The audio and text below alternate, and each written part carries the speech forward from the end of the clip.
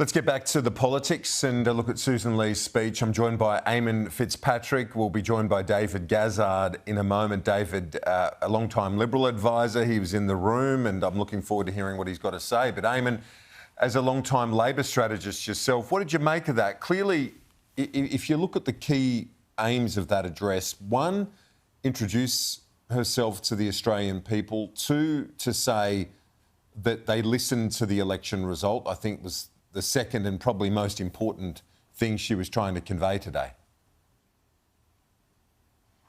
Yeah, that's right, Kieran. Honestly, I think in terms of her performance, I think she went pretty well in doing that.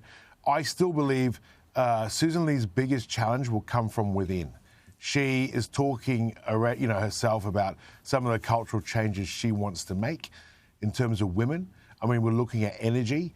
She clearly, and she referenced quite a few times that, terrible election result the coalition suffered when Anthony Albanese swept back into office in May. So, I still think that while she is trying to set the direction as a new leader, she'll face a lot of opposition from some of the more established traditional views, shall we say, that we know exist within the coalition.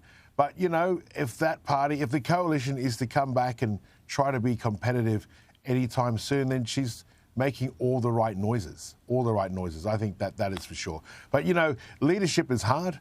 You are made in the job. Every political leader is made in the job. There's no doubt about that. She's at the beginning of her leadership, and she's saying all the right things. And I think if you're an Australian voter, you'll be asking yourself, wow, where was that view, just ahead of the May election?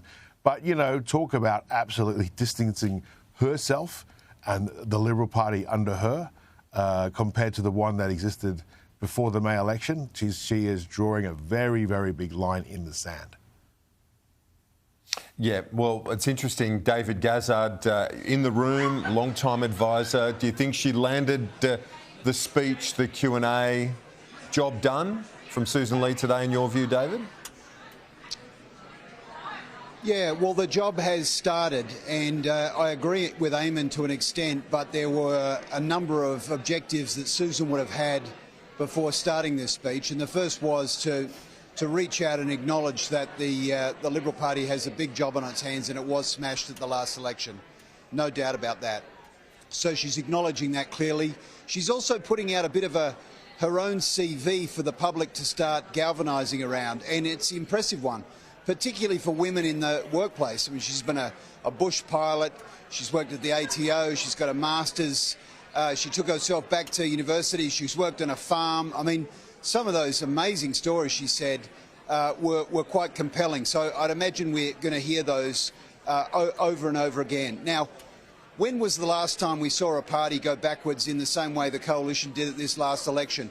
It was in 1996, and Kim Beazley was the opposition leader. And a lot of people wrote him off and said, it was going to be 2 or 3 terms before the Labor Party got back into government.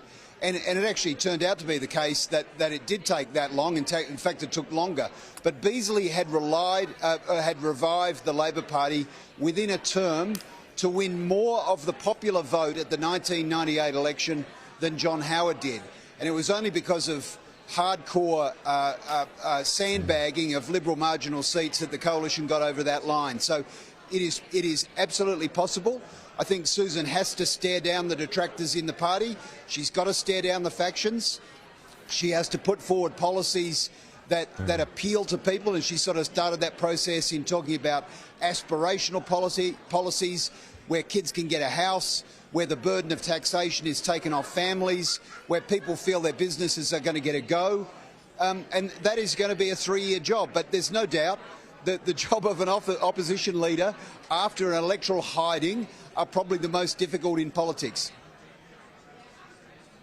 The very personal elements to the speech, Eamonn, where Susan Ley talking about the issue of domestic violence and said, I understand the fear when you go for a walk alone. I've felt that fear too. I understand the pain that comes with coercion and control because I've felt that pain too, and I understand what it is like when you blame yourself for the actions of others because I have blamed myself too. Very personal remarks today from the opposition leader as well, Eamonn, as she was introducing herself to the Australian people. Yeah, and you know, it's good to hear that. It is good to hear that from people in public life, from people who are political leaders, 100%. And look, I've worked for two female leaders now, Anna Bligh and Julia Gillard, of course, and I can only begin to imagine, Kieran, how they felt at times, because there is no doubt about it. We certainly treat women in politics far differently. I mean, I know that much than we do men, you know, and so let's not underestimate part of Susan Ley's task will be to sort of fix that issue that the coalition traditionally have had with women, and good on her. I think, you know, that goes beyond politics. It's just about decency and addressing things like domestic violence and all of those other issues. There's so many issues that women have to face through life that men never do. So if this is the start of a Liberal Party that is genuinely committed to fixing some of those issues, and of course it would take a woman as leader to do that, then I say good on her. And it's the political, so obviously it's a very personal element, David. The politics of it, important to explain to the electorate who you are. And as I said to Eamonn at the start of our conversation, you were still getting set up after the lunch. But if you look at the main points of the address, one was to introduce herself, first and foremost, to say that, yes, they are listening, that they've listened to the result and they're moving on it, acting on it. There's no point denying that.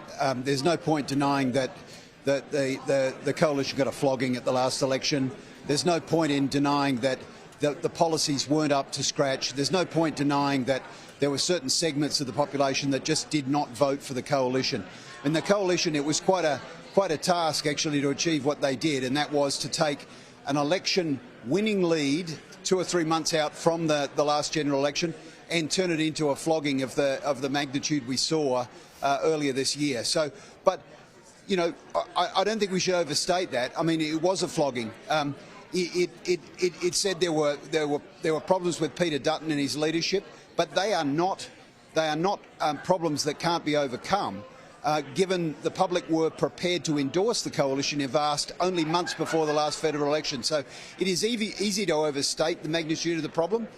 I remember I was working for John Howard actually in 1996 when Howard won comfortably by about 30 seats, and the polls on that day were, you know, the 50-50, too close to call. So the public, for whatever reason, got in the sanctity of the polling booths and decided they couldn't vote for the coalition for a whole range of reasons.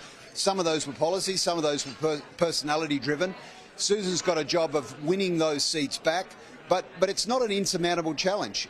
It's happened before and it can happen again, and we've got a range of exceptional challenges looming on the horizon where the coalition traditionally does better on defence, on security and on the economy, where Susan has a lot of room to work. And I think you've seen the nascent recovery start today with her talking about reviewing all policies, but keeping the aspirational heart and values of the Liberal Party at the core of their policy offerings before the next election.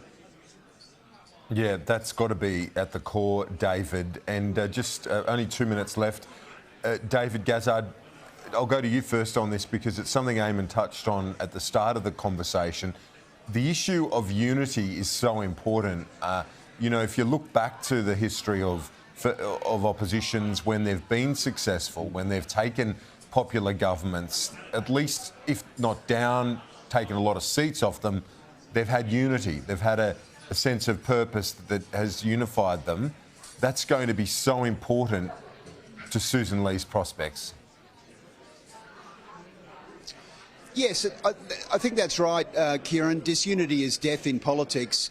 And one of the other pieces of lead that Susan has in her saddlebag was that the vote for the leadership was not a clear-cut thing. So she's got a job to do inside the party to bring everybody together. I think everyone acknowledges that in terms of the offerings that were there with the parliament, you know, you look at a 150-seat parliament, round about 100 of those seats are now progressives, Labor, Teals, Greens, with the coalition sitting on less than 50, less than a third. So it's clear that the public don't want to have a fight out on the right. They don't want to have an ideological series of culture wars fought. They didn't say, oh, we didn't get a culture war on the right of the Liberal Party, so we decided to vote teal. They want a different offering from the Liberal Party, from the coalition more generally, and I think Susan was the right person to take the party forward. But there are going to be those battles. It is an aggressive game in Parliament, and that is one of the best parts of the Westminster system.